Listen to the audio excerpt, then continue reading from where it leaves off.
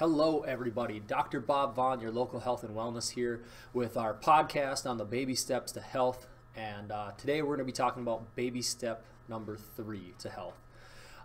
The real reason we do these, again, we're on a mission to help create a world where being healthy is simple, easy, and fun, and help create a world that is free of chronic pain and chronic illness. And we're doing that by giving people the truth about what it takes to be healthy, to stay healthy, and to get healthy with that. There's a lot of misinformation out there about what health is, how you get there, how you measure it. And our real goal for this is to give you the information for you to be able to dive in more deeply, to do the research for it, and then come up with the best decision for yourself as far as moving forward and getting yourself taken care of. So baby step number 3 revolves around what we call the core 4. So there are 4 essential nutrients that our bodies require in order to function at 100%. That we're typically unable to get from a normal industrial diet at these times. And those 4 are an omega-3 fatty acid, specifically with EPA and DHA, vitamin D3, a probiotic, as well as an organic multivitamin. Now, supplements are not necessarily designed to replace eating healthy. Supplements are designed to supplement it. That's why they're called supplements instead of replacements.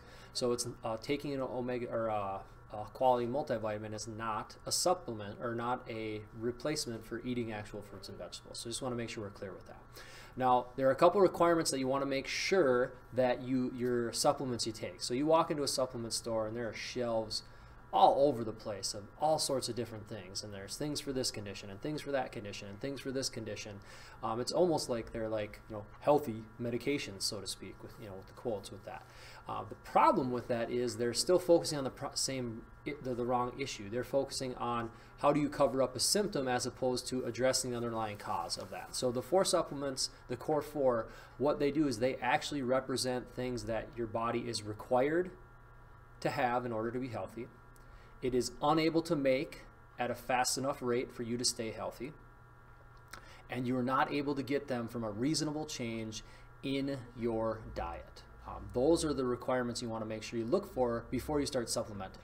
There are a lot of other supplements you can take that you can kind of shortcut in some of the biochemical processes, but that can mess with other things. If you're taking melatonin to sleep, eventually your body's going to be affected by that because it short circuits bringing tryptophan down and turning it into melatonin on itself because the body already has it available, so you become dependent on it. So you want to make sure you're not interacting and messing up your biochemical pathways. So we're going to get into why you need these. First of all, an essential nutrient, what that means, it is something that you have to be healthy and that you can't make yourself. That's the definition of an essential nutrient.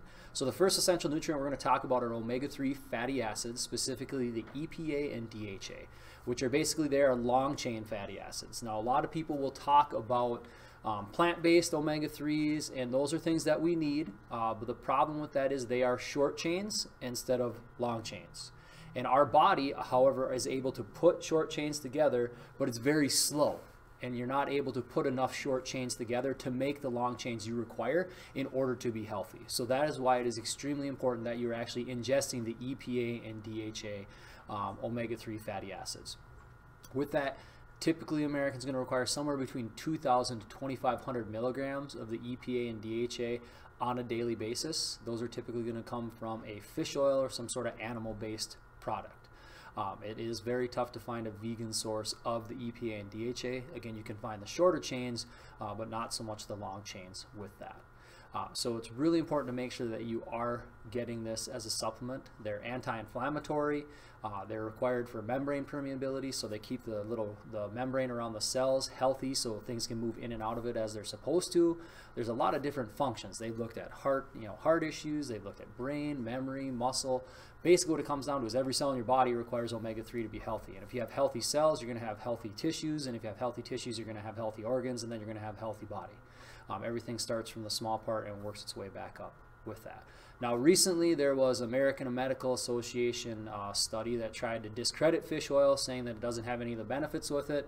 Upon review of the study, they forgot to control for several key things when they did a review of the studies, the most important of which they did not control for the amount of omega-3 that the people took in the research study. The amounts they looked at were anywhere from 200 milligrams up to about 1,800 milligrams, none of which are therapeutic doses of omega-3 fatty acids.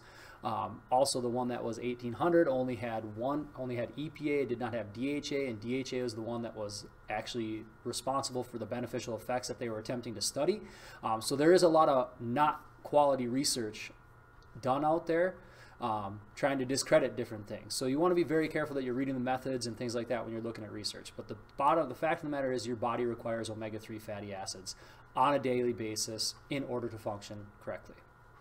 You can check out some of our other YouTube videos, podcasts. Specifically, we go into more detail on the omega-3s. The next one we're talking about is vitamin D3. Now, this is known as the sunshine vitamin because typically you would make this from the sun.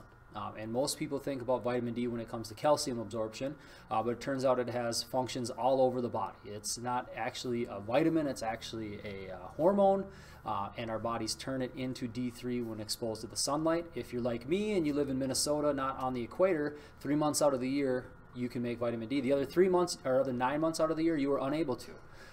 And you wonder why there's a cold and flu season. It's not like those viruses, get on a plane and fly south for the summer and come back for the winter. It's your vitamin D levels are typically lower, which decreases immunity, which then makes you more susceptible to cold viruses, flu viruses, things like that. There's a lot of great research on vitamin D against colds and flus. Shows that long-term supplementation is over 70% effective against cold and flus in a 3-year study. The last year of the study was over 99% effective against cold and flus, which means of the last year, only about 1% of the people in the study got a cold or flu after they've been taking vitamin D for at least 2 years. So it's really important to make sure you're taking that. Vitamin D also has been linked to a lot of different, deficiency in that will be linked to a lot of different dementias, Alzheimer's, things like that, as well as a lot of aches, pains, fibromyalgia.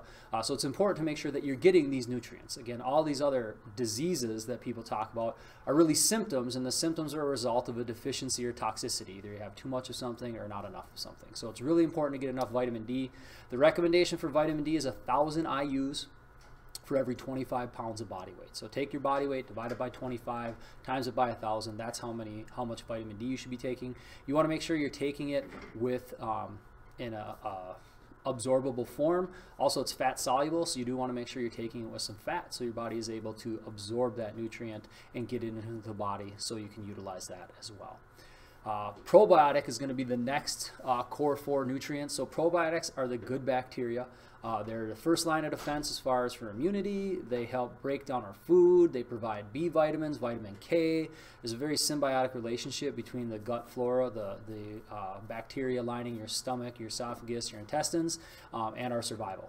The fact of the matter is when you look at hunter-gatherer studies, hunter-gatherer exposure to probiotic versus what we get, industrial humans consume about 1/1,000,000th the amount of probiotic that hunter-gatherers did. So it's a huge factor with immunity, a lot of digestive issues, things you want to look for in a probiotic. One, there's more than one of them. So there are multiple strains of bacteria that need to be in the correct ratio in your stomach and intestine in order for you to be healthy. So you want to make sure you're taking a multiple strain. There's 9 different strains specifically that you want to take a look at. You should be getting a dose between 15 and 30 billion bacteria basically, or units per day, which sounds like a lot until you realize it's a bacteria. It's microscopic. So you want to make sure that you're getting plenty of those. You want to make sure that your probiotic should be in the refrigerator. If you get ones that don't, because they're live bacteria, they will sometimes chemically stabilize these bacteria. So you're putting extra chemicals in your body, which is never a good thing. So you want to make sure you're getting one that does need to be refrigerated with that. You also want to make sure you get one that's not a dairy-based one. So if you get a dairy-based probiotic, that is the right probiotic for a cow. If you're listening to this, most likely you're a human, not a cow. So you want to make sure that you're getting the right bacteria for a human, not for a cow. So it's extremely important to make sure that you are getting that as well. And then the third one that you want to take, or the fourth one you want to take a look at is the organic multivitamin. Now I'll be 100% honest with you. If you eat 10 to 15 servings of fruits and vegetables every single day, you probably don't need to take an organic multivitamin. But if you are like most of us who do not always happen to do that, even if we do our best, an organic multivitamin is a really great way to bridge the gap from that. And what it does is it takes the phytonutrients and it supplies them. So it's the little molecules in the fruits and the vegetables that are essential trace nutrients that our bodies need in order to function properly. really, really important that you're getting that, because it's like building a house. If you have the crew there, but you don't have the right materials, they can't build a house. Or if you have the wrong materials there, they can build you a house, but it's going to break down more quickly. So it's really important to make sure that you're doing that. So those are the core four supplements that have been shown by research that fit the criteria of they are essential, that you need.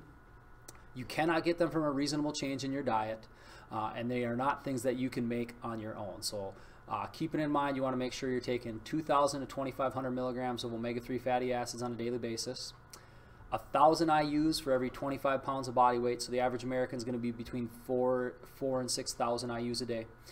You want to make sure you're taking a probiotic between 15 and 30 billion cultures a day, as well as an organic, non-synthetic multivitamin. So I hope you guys enjoyed the podcast. If you have any questions at all, feel free to comment, question, message us here at the office. We are here to help. You can also check out our YouTube channel. Check us out on Instagram, Health Source of Blaine, for each of those, or as well on Facebook. We would like to put out a lot of other information there as well. And if you would be willing to share this information with someone else, we'd love to spread the word and see a healthier, happier America. So have a great day. It's Dr. Bob Vaughn.